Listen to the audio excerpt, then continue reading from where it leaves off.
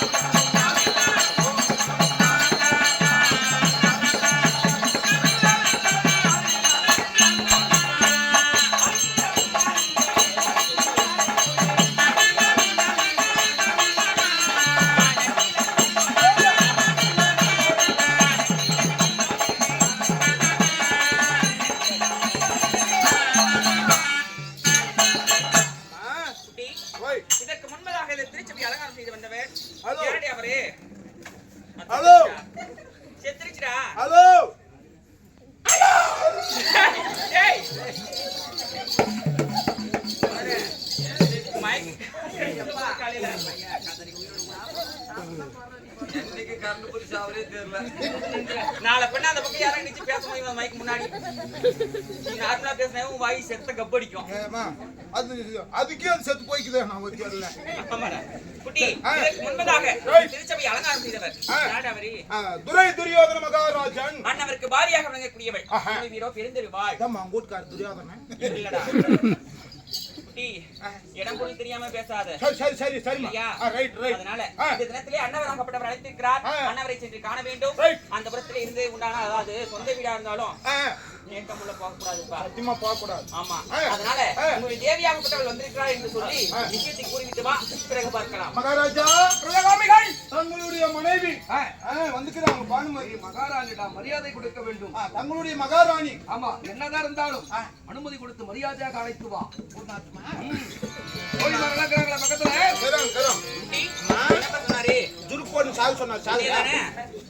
என்ன சும்மா வர சொல்லி இருப்பாரு. நடப்போம். ஆண்டவன் முகத்தை பார்க்கணும்.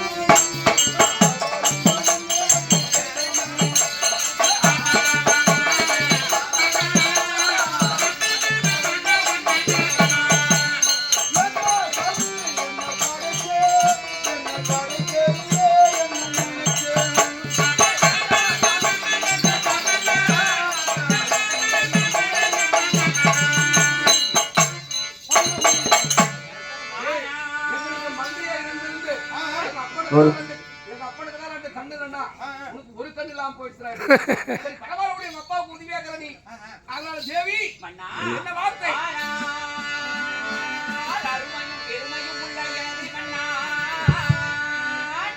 ஓய் ஓய் எனது தேவி என்ன வார்த்தை?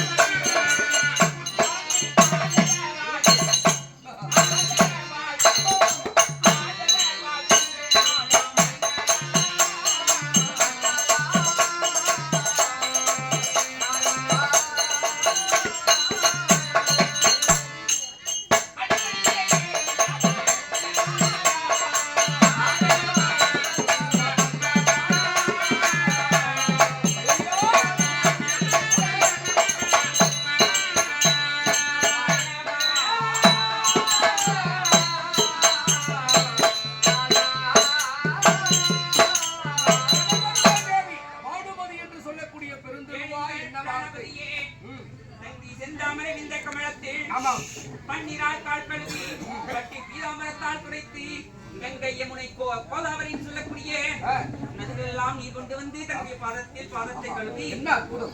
எவ்வளவோ சிரமப்பட்டிருக்கிறார். நதிகளிலே சென்று நீரை கொண்டு வந்து நம்முடைய பாதத்திற்கு மல்லிகை முள்ளிகை இருவாச்சி கொங்கு மந்தார் என்று சொல்லும்படியானே அந்த கொங்கு மட்டும் கொஞ்சம் அதிகமாக ஐவிதே பாரிஜாத மலர்களுடன் மன்னா ஆமாம் அன்பு என்று சொல்லக்கூடிய அனைத்தையும் அது போதும் எனக்கு. பாதத்தில் தங்கம் சமர்ப்பணம் செய்திருக்கிறேன் மன்னா. வாழ்க இழந்திரு ஆசையா எனக்கு வாழ்க்கை ஆசையா எனக்கு வாழ்க்கை எனதருமை தேவியடாய் நீ பாசமாய் ஓடி வந்து என்னடி பணிந்ததாலே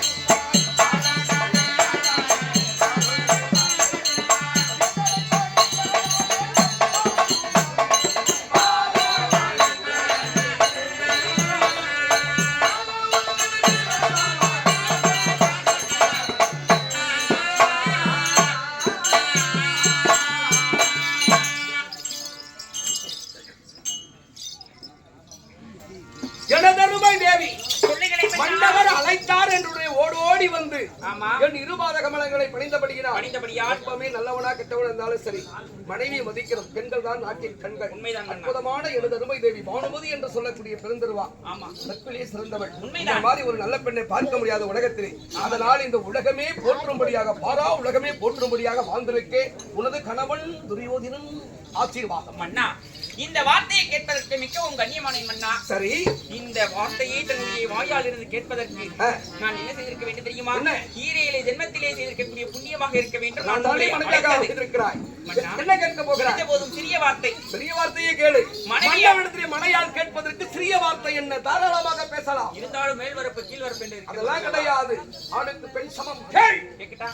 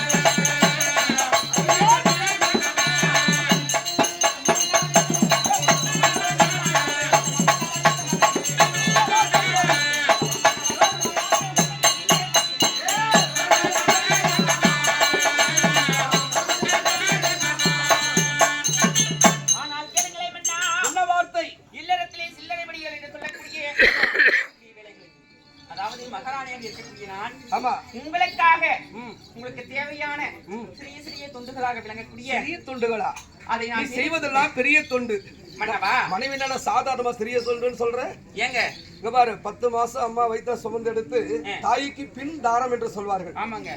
கடைசி வரையில் எத்தனை நல்லது பண்ணாலும் கெட்டது பண்ணாலும் அத்தனையும் அனுசரிச்சு வாழக்கூடியவள் பெண். உண்மைதான். பெரிய சேவை, உலகத்திலே பெரிய சேவை வந்து திருமணம் முடிந்த பிறகுதான் பெண்களுக்கு அந்த அங்க அவளுக்கு அவ்வளவு அடக்கம் இருக்கணும், பணிவு இருக்கணும். எத்தனையோ கொடுமைகள் சகிச்சு கொண்டு போக வேண்டும். அப்பேற்பட்ட பெண் என்ன கேட்கிறாய்? இன்று தினத்திலே மந்திரியை விடுத்து தேவியால் வர வேண்டும் என்று சொல்லி அழைத்திருக்கிறீர்களே, என்ன காரணம்? என்ன உங்களுக்கு டவுட்? நான் கொடுக்கலான்னு வந்தேன். சரி, யாருக்கிட்ட கொடுக்குற? வீட்டுக்காரி அவங்க வீட்டுல விட்டு வந்துட்டு. என்னது அது?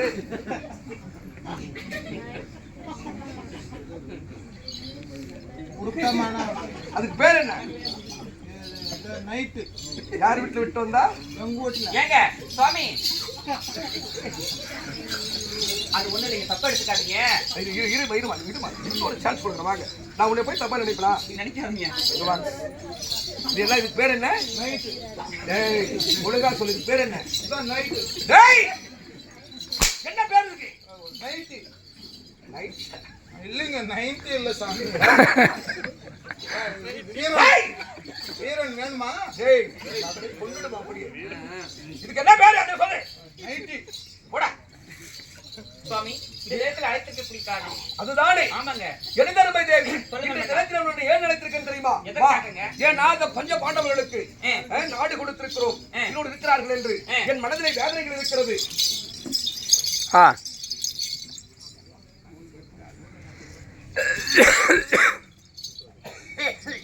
அதனாலே நான் சகடி மாமனிடத்தில் சென்று அவரை அழைத்து சில ஆலோசனைகள் செய்ய வேண்டும், உன்னிடத்தில் சொல்லிவிட்டு போகலாம் என்று அழைத்தேன். சுபமேதயம் இளைய மாலத்தை சேர்ந்த உயர் திருவாளர். ஆமா.